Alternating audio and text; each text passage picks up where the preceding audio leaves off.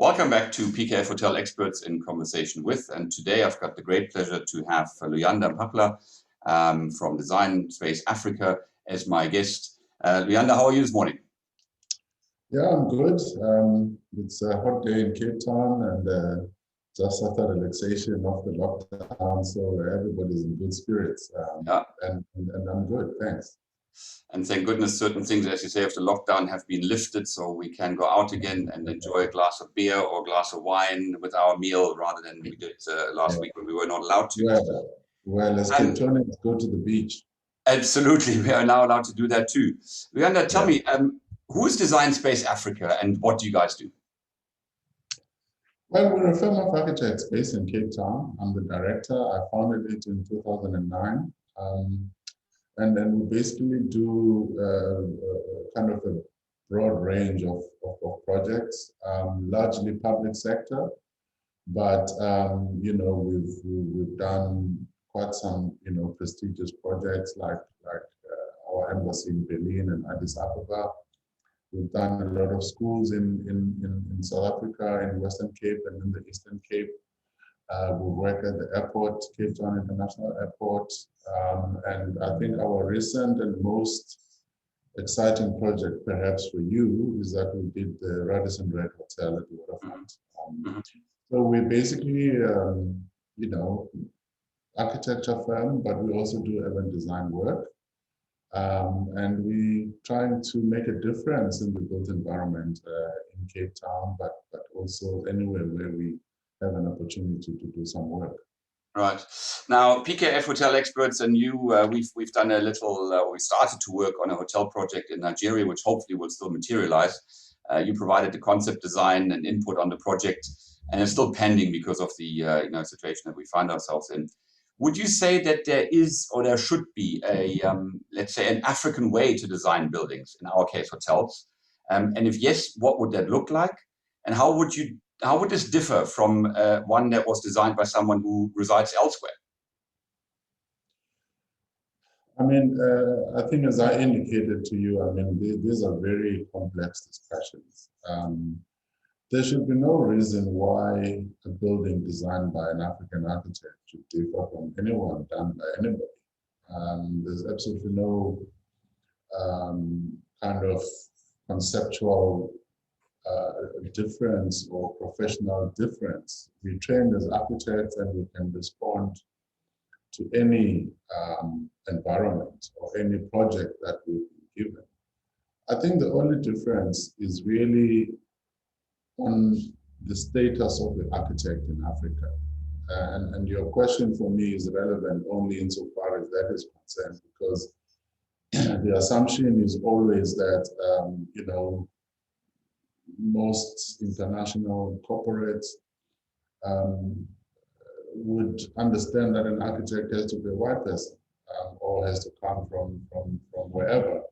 And in Africa, we actually have a colonial legacy whereby most of the countries in Africa still have vestiges of the colonial rule and the mother colonial country.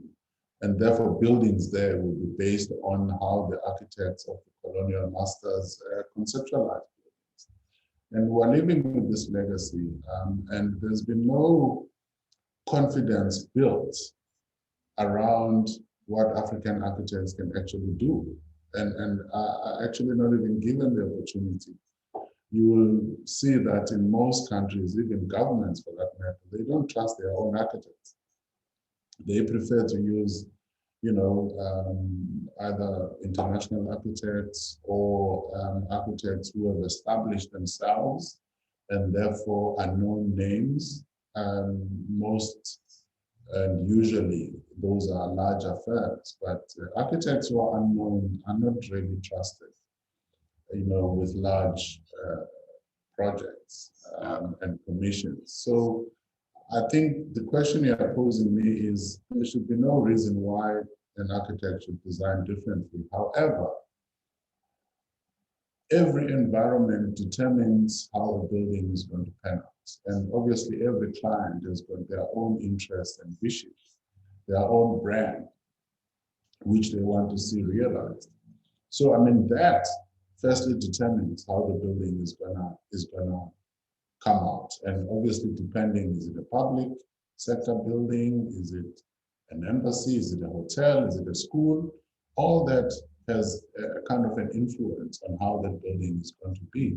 And if I'm to give you an example around the Radisson Red, they came with a big brochure of their standards and their requirements, which we had to fulfill. But most importantly, they actually said that our hotel has to reflect kind of an African flair. It has to target the young market. Fashion, music, and food were their themes. And art seemed to play a very big role, meaning therefore local art. Because I mean, I can't design a building in South Africa and be expected to, use Russian art or Indian art. So one would obviously choose to work with local artists who are going to give it that local context. But also in terms of the materials we choose, how the building should relate to Cape Town are all things that you have to consider. And also clients in the hotel industry are interested in durability of buildings. They don't want to be painting a building every year. So you therefore have to consider those things. And in the case of the Radisson Red, it was in a former silo complex warehouse. So our approach to the design was, how can we speak to that semi-industrial context of a former silo? It's next to the silo Zuid-Moka Museum. So we also had to communicate with that building. So I mean, there are many things that play a role, and the fact that I was the lead design architect, though we were two firms, I don't think should actually say that this building was designed by an African and that's why it looks like this. There are many factors that come into it, but I will use my local and my relationship to space and to materials to make sure that that building represents my kind of approach to design. So as far as I'm concerned, I mean, I've designed our embassy in Berlin. I had to work with the local building laws of Berlin. And then we designed a building in Addis Ababa, an embassy. We had to work with the conditions, but we had to give it a South African touch because that's what the government wanted. And that's what we also believe embassies should do. They should be ambassadors of their culture. Reflect their mother country, absolutely. Yes. The reason why I was asking is because a year ago I was in West Africa, and a potential client said that they secured a firm from New York to build the hotel, and I felt, as somebody that was clearly not African, but I live in Africa and I love Africa, I felt almost offended where I'm saying, do we have to bring in people? Nothing wrong with them, of course, but we have to bring in people without considering our own and without actually, as you rightly said, looking at what we have got on our home soil on the continent, because the countries of the continent are developed to different levels. But it really is that kind of bringing local content in and not have a curio shop feel, but because that's also which some guys think they put a couple of drums and a couple of doggone doors on the wall, and then they have an African hotel, which I also take offense to. I'm saying there's much more to Africa. There's Africa chic. There's some vibe that is purely African, and that's why I was asking the question. Sorry, Nils. I mean, there's nothing wrong with the question, and I think it's a valid question. But I think the bigger problem is more on the perceptions out there, that any architect who comes from New York or from Germany or from wherever will probably, do a better job. And therefore, that's the sense that most clients have. But I question that, and I think that it's something that needs to be challenged, absolutely. Yeah. So do I. Now, it's not difficult to see when one looks at the background behind you. One of your big passions is urban planning, especially in relation to African cities. What do you see as key points that need to be considered to make cities more livable? when I look at South Africa, with the legacy it had and whatever, spatial planning, tearing community as a part, whatever, how do you, and unfortunately time is running ahead, so in a few sentences, how would you suggest that can be achieved? Look, I mean, I alluded to the fact that, Africa, unfortunately, is still experiencing the vestiges of the colonial powers. So you find that city planning was based on the model of the colonial kind of mother country, if you like. Town planners were European, were colonial, and they developed the block system and everything. But forgetting that the Africa of today, firstly, has got more people than ever were thought of when the cities were built. And secondly, their lifestyle and the way people live and trade is very different to the shop and the shopping mall and everything, which is what we're now replicating in the rest of Africa, building malls everywhere. We are neglecting the kind of African market, or they are dying. And it's only maybe in countries in West Africa where the markets are still alive, but you can see there is a bit of a tension between what is regarded as a modern city, the mall, and kind of the African market. And the fact that African cultures and economies live on the street, live on the pavement. So, I mean, I traveled to Kampala 2 years ago for the first time in Uganda. And I was amazed at how, just by looking at it, you actually saw two cities living next to each other.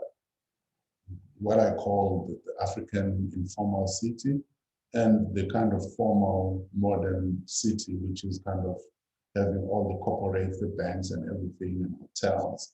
But there was another city parallel to it, living to it. The bodies, those bikes that are used for transport. I went to the taxi rank of Kampala.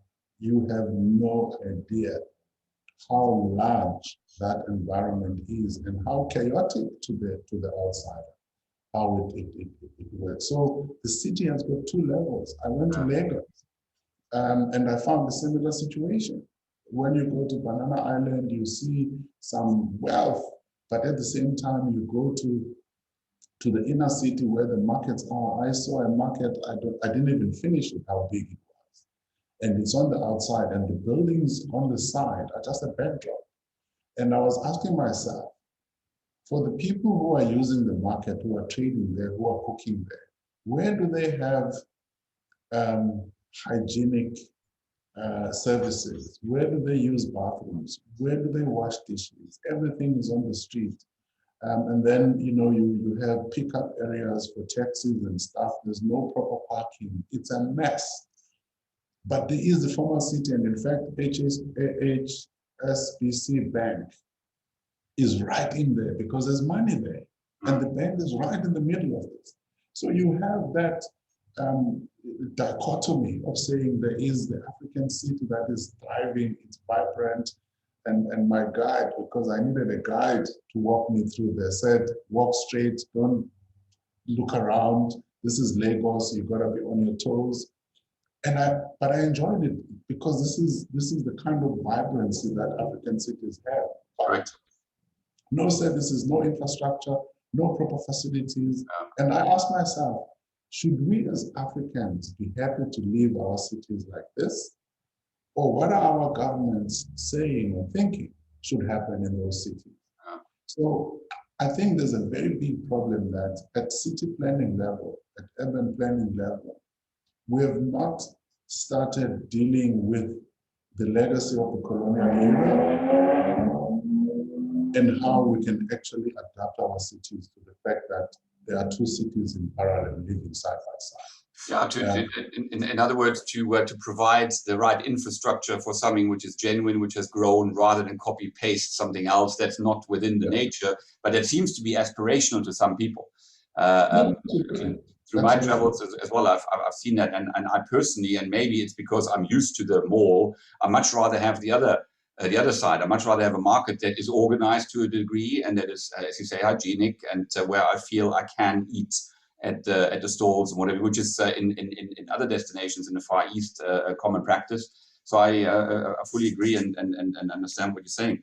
And then let's just leave, cities like Kampala, and then you come back to South Africa, where cities also have their own colonial legacy, which is the apartheid legacy, where the city is divided still according to racial categories, and where the inner city is a place of working, and we all go back to the suburbs or to the townships to go and stay. Again, this is another issue that has really not been addressed adequately, to say, how does South Africa reconfigure its cities to be more integrated, to be more inclusive? It's a long-term, generational kind of issue or development that needs to be tackled at urban planning level, and we've not even started doing it. And to maybe end this particular point, I mean, I always use an example that many people may not be in agreement with.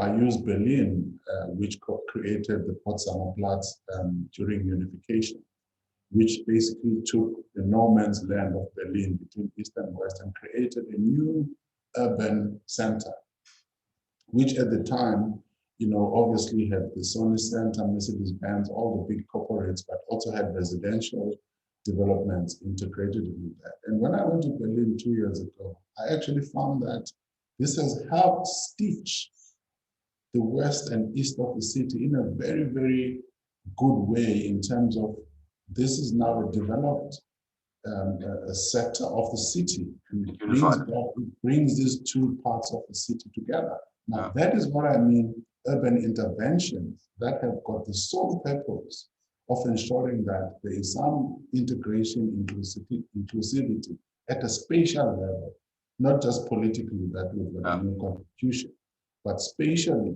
How do you stitch communities that were maybe at war together and try and create environments that are more inclusive and integrated? So in that respect, there are definitely lessons to be learned from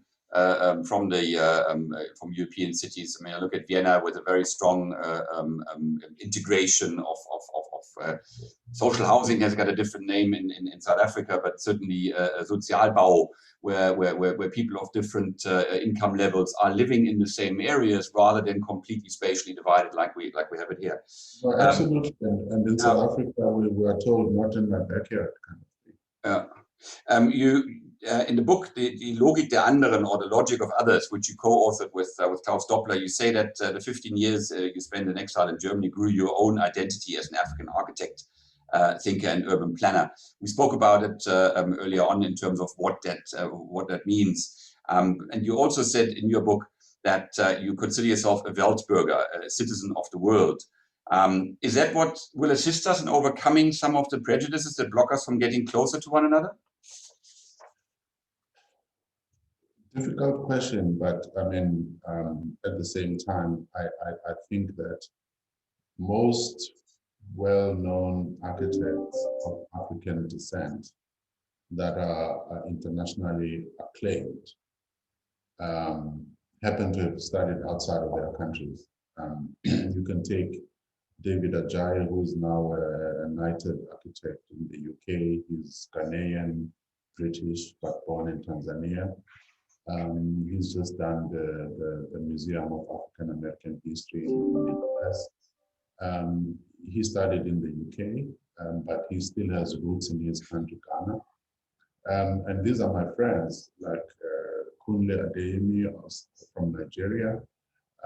He lives between Amsterdam and Lagos, and he studied in Lagos. And okay, I can count myself there, though I'm not at their level. That I studied in Germany because of the fact that I was in exile. But there are many others who've gone the same route. So what this does is that you start appreciating your own culture and your own country when you study abroad, because what you are taught is actually the values of the country where you've studied. And in my case, I fortunately had profs that were interested to know, how is it where I come from? How do people live there? And I started appreciating the fact that African architecture is about using natural materials that are locally available. It's about the thermal performance of buildings because it's very hot here. The grass roofs that we see and we say are backward allow the buildings to breathe. The small windows try to limit the amount of sunlight that penetrates and the heat that builds up in buildings. And I started having a more scientific approach about what African architecture actually means and the role of climate, the role of the environment, the role of materials. And so combining that with my education from my university, at the Technical University in Berlin, it gives me that broad space and that broad scope of actually understanding the essence of what architecture is about. Yeah. And then because I'm now developing a strong identity with my own country, I then think, how do I apply this knowledge back in my country to make our architecture better, different from the European one? Yeah. So this is where I think this becomes important. I guess it's all about exposure and seeing different things and listening to different people, and that's what your book talks about as well, to understand where people are coming from and then make your own conclusions from that. Now, we are hopelessly out of time, Luyanda, unfortunately, but you grew up under apartheid, you opened your mouth and you rebelled rightfully, which ended you up as a political prisoner on Robben Island. You still have got strong views which you share with people. Now, February is Black History Month, and the theme around the next few interviews that we'll be doing is part of that. What does it mean to you? What does Black History Month mean to you? Does it mean anything to you? Is it something where you can connect with? Again, I mean, a relevant question, but also a complex one, because if you look at the history of Black History Month, its origins are in the diaspora, basically where African people or people of African origin started celebrating themselves in the US in the early 1900s and felt that let's dedicate some time. It was after the slaves were freed, where the Negro was starting to emerge with knowledge and with qualifications. And they started saying, let's celebrate ourselves, let's celebrate our history and our heritage.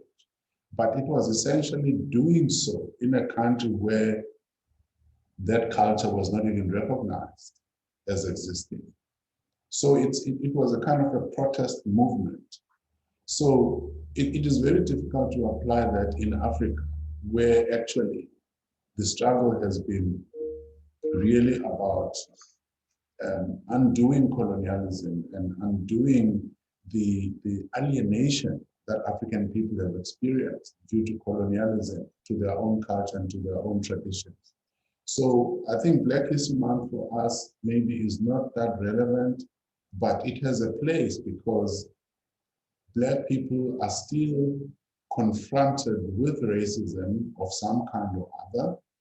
I mean, even Black Lives Matter, you can't say it directly applies to us here because we don't have to justify ourselves that we matter. We are the indigenous people of the continent.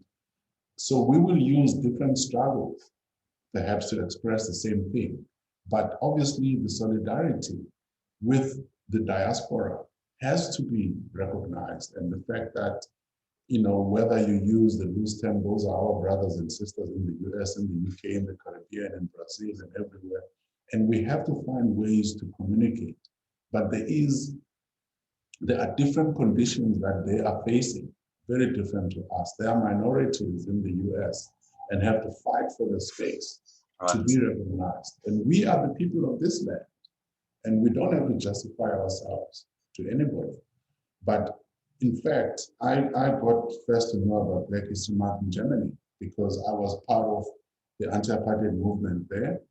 I was part of the struggles of the Afro-German citizens, Germans of African origin that also call themselves Initiative Schwarze Deutsche, who had dual parentage between German and Africa. So I was part of that movement, and we used Black History Month in February to actually conscientize the German people about the lives and the existence of Afro-German people in Germany, because they grew up there, were born there, but they kept being asked, where do you come from? Yeah. And it's like, I'm German. I was born here, but where's your actual home? No, my home is in Hamburg or in Berlin. I grew up here.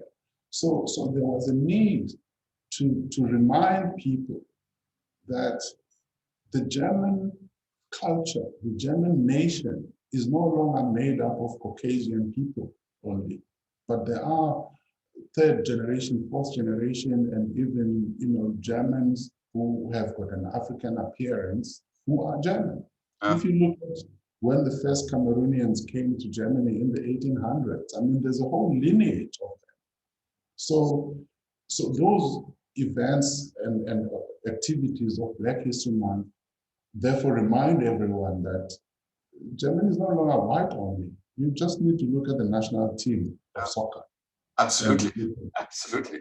You know, so I mean, those are notions that are long outdated, and unfortunately, these activities around Black History Month, Africa Month, which is in May, or Africa Day, which is in May, are all about the world is changing, and there are people of various national descent living in all these countries, which we call the diaspora, have got the right to be there, and they've got the right to be recognized and understood as citizens of those countries. So for me, that's where Black History Month has relevance. Luyanda, thank you so much. I do have another host of questions, but we're already on 28 minutes, believe it or not, that we've been chatting. So this was the XXXL version of PKF Hotel Experts in Conversation with. I thank you for your time, and look forward to chatting again and hopefully seeing you face to face very soon. Thank you, and be well, and stay healthy, and we'll chat soon. Thank you. Thank you very much. Until we met in Nigeria on our hotel.